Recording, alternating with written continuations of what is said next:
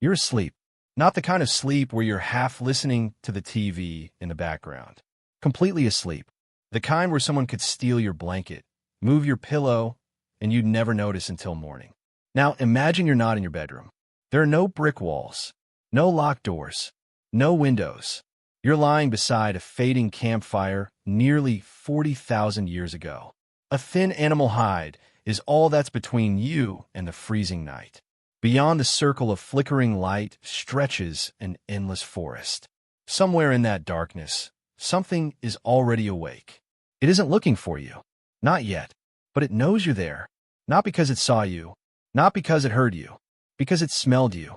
Welcome to Honestly Explained, where we take the questions that sound simple on the surface and follow them somewhere genuinely unexpected. Today's question is one most people never think to ask. And here's the part that's almost impossible to believe. A wolf can detect certain scents from nearly 2 miles away under the right conditions. Bears possess noses so powerful they can locate food hidden beneath snow, buried underground, or sealed inside containers. Big cats don't just smell the air. They almost seem to read it, as if every breeze carries a story. Meanwhile, humans struggle to notice when the milk in the fridge has gone bad. So here's the mystery. Why are predators so unbelievably good at smelling us? More importantly, why have they been able to smell humans for hundreds of thousands of years? Yet somehow, humanity survived. Think about that for a second. Every ancestor you've ever had slept outside. Every single one. No houses. No alarms. No flashlights. Just darkness. And animals whose noses made ours look completely useless. If predators could smell us so easily, why wasn't every campsite an all-you-can-eat buffet? The answer begins with something most people never think about.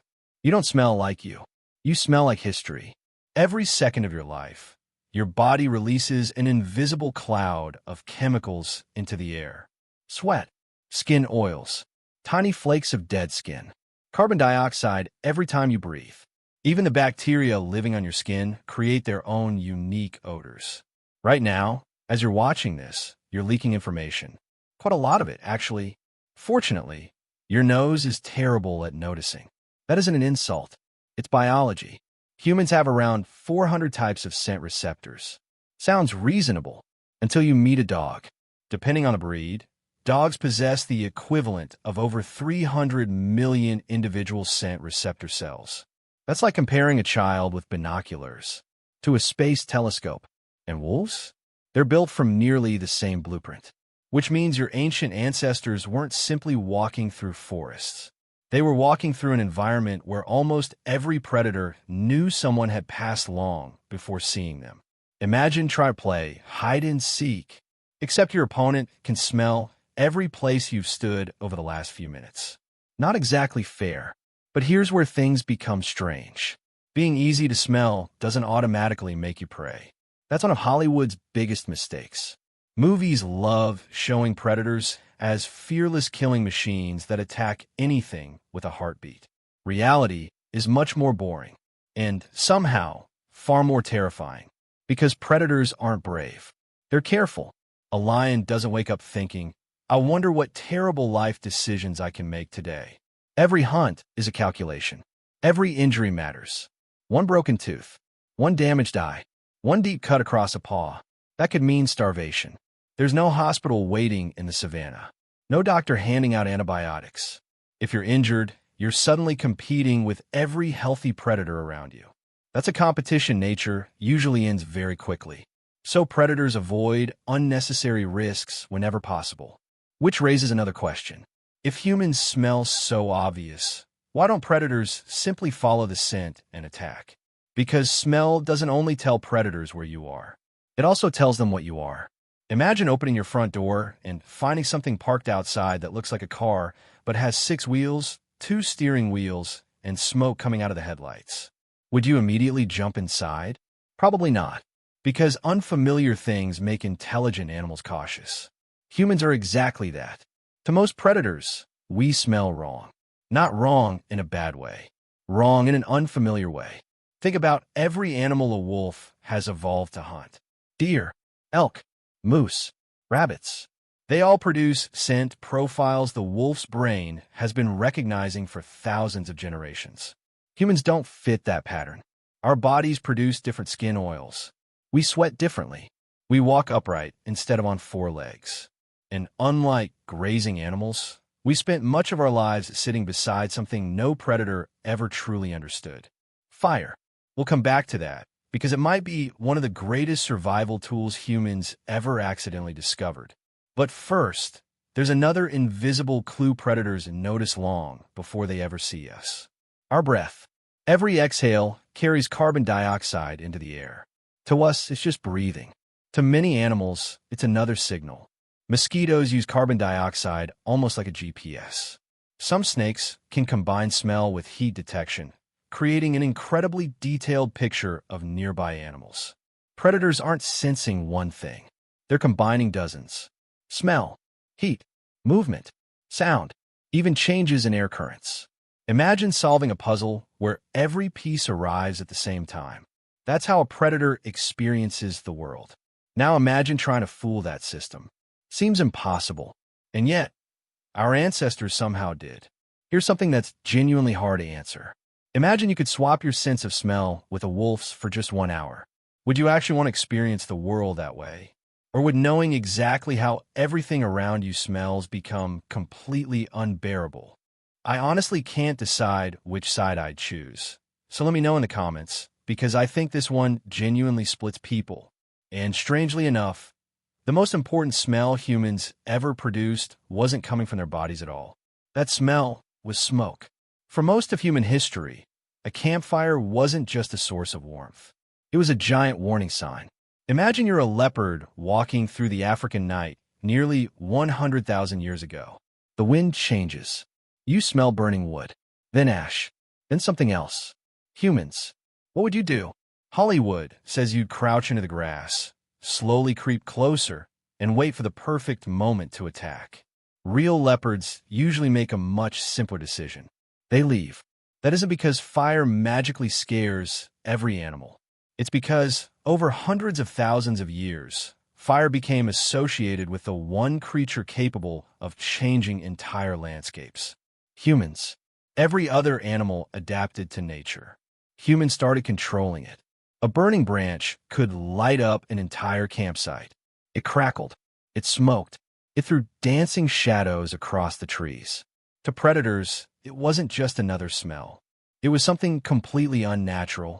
So when ancient predators smelled smoke mixed with human scent, they weren't processing one warning. They were processing two: fire and humans. Not exactly a combination worth investigating. But here's something even stranger. Humans eventually became so closely linked with fire that the two scents almost became inseparable. Imagine being a wolf living 30,000 years ago. Generation after generation, every time your ancestors approached that smoky smell, bad things happened. Sharp sticks, flying rocks, loud groups, burning branches. Eventually, natural selection began doing what it always does. The curious wolves disappeared. The cautious wolves survived. Thousands of generations later, that caution became instinct. Your ancestors didn't just change the world. They quietly changed the behavior of the animals living beside them. Long before humans invented writing, we were already rewriting evolution. Their noses work very differently from ours. When you walk into a bakery, you smell bread, maybe coffee. If you're lucky, fresh cookies. Simple. A wolf experiences something completely different. It doesn't just smell bread. It smells the flour, the yeast, the person who baked it, the mouse that ran across the floor 3 hours earlier, the dog that passed outside yesterday. To them, the world isn't made of pictures. It's made of scent layers. Imagine reading 20 books, all at exactly the same time. That's closer to what a predator experiences. Scientists sometimes describe smell as the oldest sense in evolution. Long before animals developed excellent eyesight, they were already navigating with chemical signals. Predators have had millions of years to perfect a sense humans barely use anymore. Meanwhile, our ancestors invested in something completely different: vision, communication, throwing things, which, let's be honest, turn out to be a pretty good trade. After all, it's difficult to smell a spear flying toward your face. Now here's a question. If predators can smell us from so far away, why don't they always know exactly where we are? Because smell is surprisingly messy. Wind changes direction. Rain washes scent away. Cold air behaves differently than warm air. Dense forests trap odors. Open plains scatter them. Your scent isn't a glowing trail leading directly to your campsite. It's more like smoke drifting through the air, sometimes clear, sometimes broken apart, sometimes disappearing completely. Ancient hunters actually learned to use this. Many indigenous cultures understood wind long before anyone could explain it scientifically. Hunters often approached animals from downwind, allowing their scent to drift behind them instead of toward their prey. One mistake, one unexpected gust, and the hunt could end before it even began. Ancient humans weren't just surviving because predators smelled them. They survived because they learned how smell worked. Nature became their teacher, sometimes a very unforgiving one. Imagine spending an entire day tracking an antelope. You're finally close enough. Your family is depending on this hunt. Then the wind changes. The antelope lifts its head, looks directly toward you, and runs. Hours of work? Gone, because of something completely invisible. If you've ever blamed bad luck, ancient hunters could probably blame the wind, which, honestly, is a much more satisfying excuse. Because the next part of this story reveals something even more surprising. The greatest advantage humans had wasn't hiding their scent. It was making predators fear it. For hundreds of thousands of years, humans weren't trying to disappear. We were trying to become unforgettable. Imagine you're a young wolf living somewhere in Ice Age Europe. Your pack has crossed paths with humans before. The last time it happened, something went wrong. One wolf limped away with a shattered leg. Another never came back. The strange, upright creatures didn't have claws. They weren't particularly fast. They certainly couldn't outrun wolves. Yet somehow, they always seemed dangerous. Now imagine you're that wolf again. The wind changes. You catch a familiar scent. Smoke, sweat, burnt meat, humans. Your stomach says, food. But something much older, something buried deep inside your nervous system, whispers, leave. That whisper is one of evolution's greatest survival tricks. Animals don't need history books. Natural selection remembers for them. Every reckless predator that underestimated humans was slightly less likely to survive. Every cautious predator was slightly more likely to pass on its genes. Generation after generation, those tiny advantages stacked together. Eventually, fear itself became inherited. Your ancestors may have changed the instincts of animals without ever realizing they were doing it. That's why biologists often call humans the super predator. Not because we're the strongest, not because we're the fastest, because almost every large predator eventually learned, we aren't worth the risk. Have you ever noticed that deer often run away long before you get close? Sometimes they don't even look at you. They smell you and immediately leave. The same thing happens with wolves, bears, leopards, even mountain lions. In many places around the world, predators avoid humans hours before people ever notice they were nearby. Our scent became something larger than just a smell. It became a warning. But here's something that sounds completely backwards. Sometimes smelling less human is actually more dangerous. Wildlife experts have a saying, a fed bear is a dead bear. When large predators repeatedly find food near humans with no consequence, they stop treating our scent as a warning. They start treating it as a meal invitation. That's exactly how most dangerous encounters begin. Not because the predator is fearless, because humans accidentally taught it the wrong lesson. And when conflict does happen, humans almost always win. Not because we're stronger, because we cooperate. Ancient camps weren't just collections of people. They were living alarm systems. One person wakes.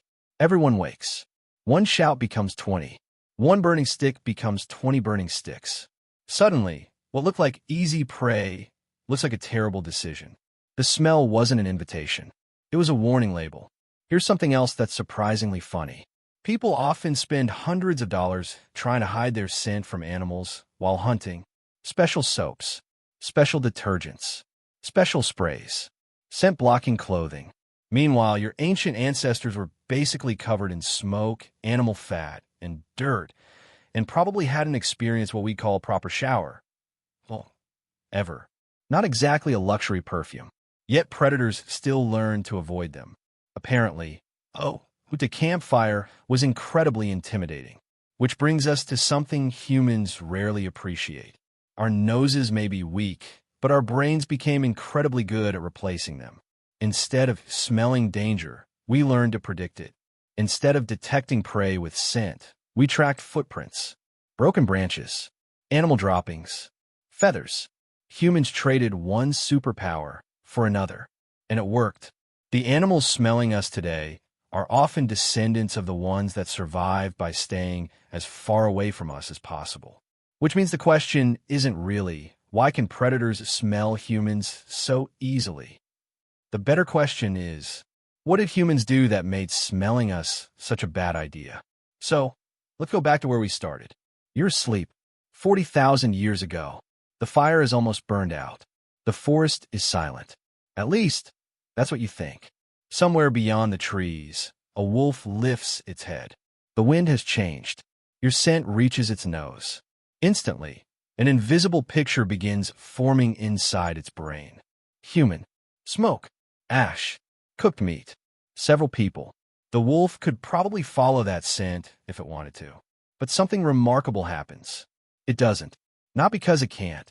Because it has learned, through thousands of generations, that following that smell is usually a terrible idea. Human beings didn't simply survive nature. We slowly taught nature to survive us. Most animals spend evolution adapting to predators. Humans eventually became the reason predators adapted. Biologists sometimes call this the landscape of fear. Usually, predators create it. Deer avoid places where wolves hunt. Zebras stay alert where lions roam. Fish scatter when sharks appear. But humans flip the entire system upside down. Instead of one prey species fearing predators, predators across entire continents began changing their behavior because of one species. Us. Studies have shown mountain lions changing where they hunt. Wolves avoiding human activity. Bears becoming mostly nocturnal in areas with frequent people. Even elephants alter their travel routes to avoid human settlements. Very few species have ever managed that. Humans did. Without claws, without fangs, without incredible speed. Just intelligence, cooperation, and time. But there's a final twist. Modern humans smell very different from ancient humans.